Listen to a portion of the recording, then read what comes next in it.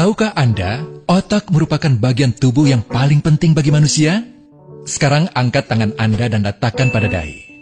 Tepat di situ, ada bagian otak yang paling istimewa. Bagian itu disebut prefrontal cortex, atau disingkat PFC. Menurut peneliti otak Jordan Grafman, PFC ini hanya ada pada otak manusia, sehingga membedakan kita dengan binatang. Bagian ini diciptakan dan dirancang khusus oleh Tuhan, supaya manusia mampu memilih dan memiliki etika. PFC berfungsi seperti pemimpin. Ia bertanggung jawab untuk berkonsentrasi, memahami benar dan salah, mengendalikan diri, menunda kepuasan, berpikir kritis, dan merencanakan masa depan. PFC adalah pusat pertimbangan dan pengambilan keputusan. PFC inilah yang membentuk kepribadian dan perilaku sosial.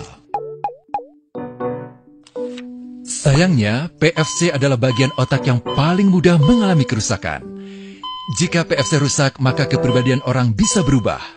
Rusaknya PFC bisa disebabkan oleh benturan fisik, bisa juga oleh zat kimia, seperti narkotika, psikotropika, dan zat adiktif atau nafsa. Dan ternyata penyebab paling merusak juga pornografi, yang disebut narkolema, narkotika lewat mata. Bagaimana pornografi mempengaruhi otak dan pikiran kita?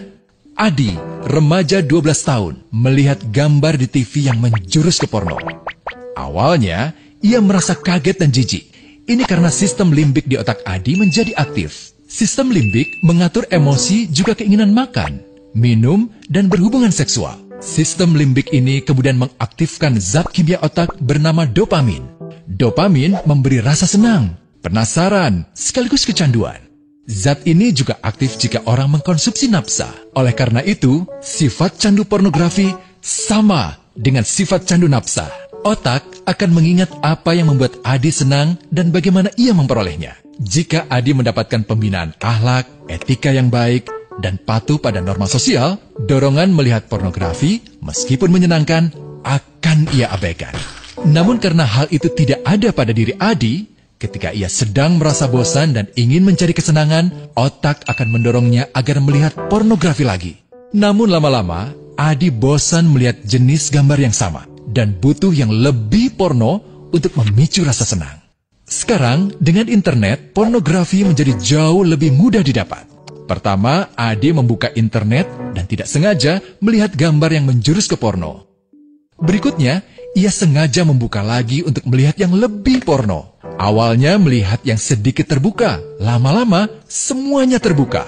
Awalnya melihat 1 menit, lama-lama 1 jam. Adi mengalami kecanduan pornografi. Bagaimana kerusakan PFC akibat kecanduan pornografi? Secara alamiah, dopamin dialirkan dari sistem limbik ke PFC. Orang yang kecanduan pornografi akan mengalirkan dopamin secara berlebihan, sehingga membanjiri PFC.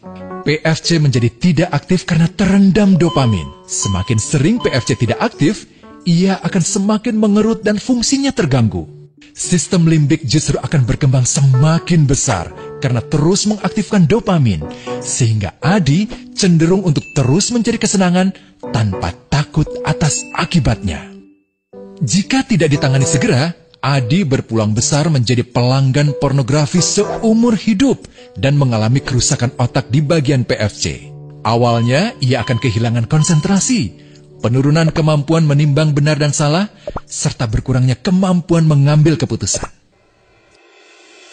Lama-lama, besar kemungkinan ia akan melakukan masturbasi, oral seks, hubungan seksual suka sama suka, dan mudah berganti-ganti pasangan seksual.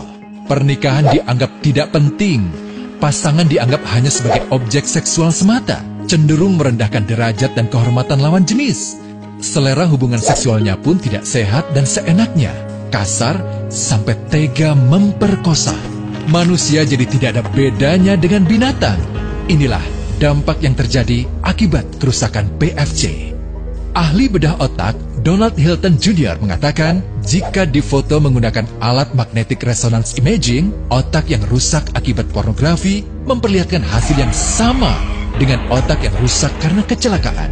Ia juga mengatakan, Berbeda dengan dampak nafsa yang merusak otak di 3 bagian, pecandu pornografi yang sudah melakukan hubungan seks dengan anak-anak mengalami kerusakan otak di 5 bagian. Terbukti, pornografi pada anak lebih bersifat merusak karena PFC belum matang dengan sempurna. Tapi untungnya, otak anak yang belum sempurna ini masih mudah dibentuk. Pengaruh pornografi bisa lebih mudah dihilangkan asal ada usaha untuk memulihkan dengan sabar, terutama oleh ayah ibu, keluarga, dan orang terdekat. Pelajari bagaimana mencegah dan menangani anak yang terkena pornografi.